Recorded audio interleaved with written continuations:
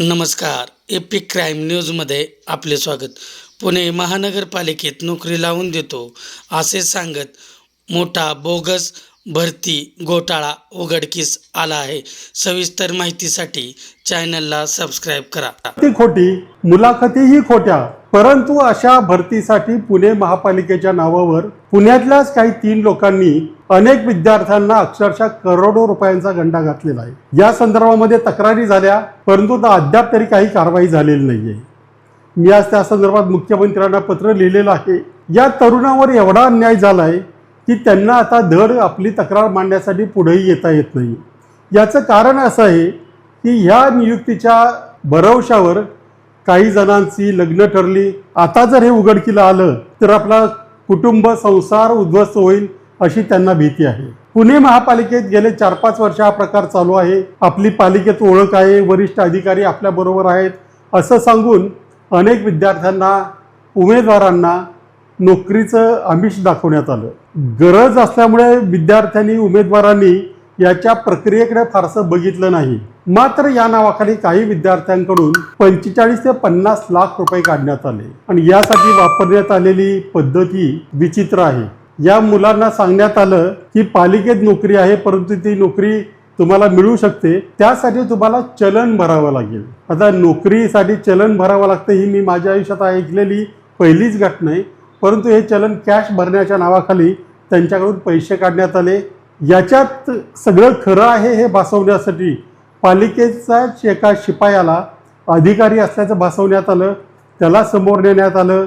काही विद्यार्थ्यांना, काही उमेदवारांना पालिकेत आणण्यात आलं. त्यांच्या मुलाखतीही घेतल्या गेल्या आणि ही मुलाखत जशी काही पालिकेचे अधिकारी घेत आहेत असं दाखवण्यासाठी पालिकेपासून 100 मीटरच्या आत असलेल्या एका रेस्टॉरंटमध्ये मुलाखती घेतल्या गेल्या. हे सगळं झाल्यानंतर मुलं तगादा लावू लागली. त्याच्यामध्ये आणखी एक बाई होती. त्या बाईने स्वतःची पगार पावती खोटी तयार केली. आता ती पगार पावती बघितली की त्याच्यावरती बोगस आहे हे सहज लक्षात येतं. आणि मला अशा पद्धतीने नोकरी लागली असं तिने भासवलं. मुलाखती झाल्यानंतर लवकर नोकरीचा काही पत्ता नाही म्हणून मग काही मुलांनी तगादा लावला.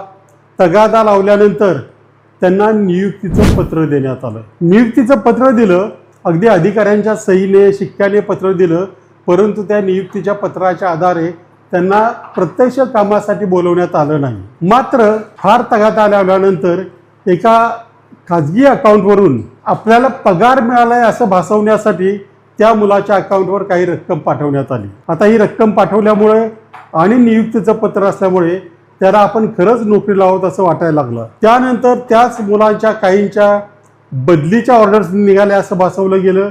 एवढंच नव्हे तर त्यांना पदोन्नती दिली असंही भासवण्यात आलं. त्यासाठी पत्र तयार झाली, त्याच्यावर अधिकाऱ्यांच्या सह्या होत्या, परंतु हे लोक कधीही नोकरीसाठी म्हणून पालिकेत गेले नाही.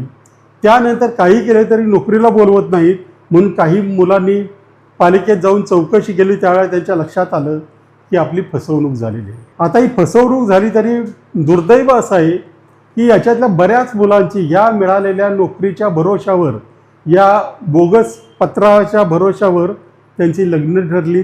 आता हे उघडकीला आलं तर आपलं कुटुंब, संसारही उद्ध्वस्त होईल, समाजात आपली बेअब्रू होईल. या भीतीनं त्यांनी तक्रारी केल्या नाहीत. ते आमच्यासारख्यांकडे आले. आम्ही त्या तक्रारी केल्या. आमच्या काही कार्यकर्त्यांनी जानेवारी 2026 मध्ये झालेल्या तक्रारीवर अजूनही काही कारवाई करण्यात आली नाही. हे इतकं भयानक आहे. एकेका विद्यार्थ्याचे 45 लाख रुपये म्हणजे असे 200 ते 250 मुलांचं भवितव्य टांगणीला लागल्याचं ऐकायला मिळतं. त्या अनुषंगाने बघितलं तर हा 150-200 कोटी रुपयांचा गैरव्यवहार ठरू शकतो. याच्यातले काही मोठी देणं आहेत, त्याच्यात पालिकेच्या अधिकाऱ्यांचा समावेश आहे.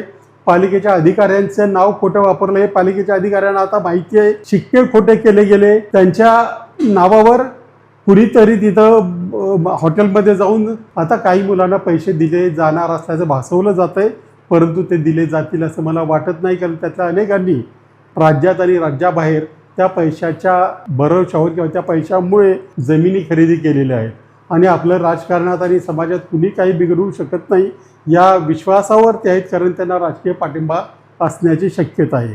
त्यामुळे मी आज मुख्यमंत्र्यांना पत्र पाठवले की या सगळ्यांची चौकशी करा. हा केवळ त्या विद्यार्थ्यांची फसवणूक नाही, हा सामाजिक गुन्हा आहे. हा फक्त एका विद्यार्थ्याला किंवा एका विषयापुरता मर्यादित नाही. याच्यामुळं त्यांचं सामाजिक सुरक्षितता धोक्यात आलेली आहे. त्यांच्या घरचे आता त्यांना ओरडायला लागलेले आहे आणि असंच घडत राहिलं तर आत्ताच ते आपण नीटचे घोटाळे वगैरे बघितलं आणि विद्यार्थ्यांवर किंवा तरुणांवर कसा अन्याय होतो हे बघितलं. परंतु असे तरुण जर त्यांच्यावर असे अन्याय झाल्यानंतरही त्यांना न्याय मिळाला नाही तर कोणत्या मार्गाला लागतील हे सांगता येत नाही. याचा विचार राज्य शासनानं गांभीर्याने करण्याची गरज आहे आणि या सर्वांवर याच्यामध्ये अनेक आहेत. कॉपीराईटचा भंग आहे, महापालिकेचा लोगो चुकीचा वापरला आहे, अधिकाऱ्यांच्या सह्या चुकीच्या वापरल्या आहेत. हा एकतर संघटित गुन्हा आहे. त्याच्यामुळे या सगळ्यांची व्यवस्थित सखोल वरिष्ठ अधिकाऱ्यांमार्फत चौकशी करून सर्वांवर कठोर कारवाई करावी अशी मागणी मी मुख्यमंत्र्यांकडे केली.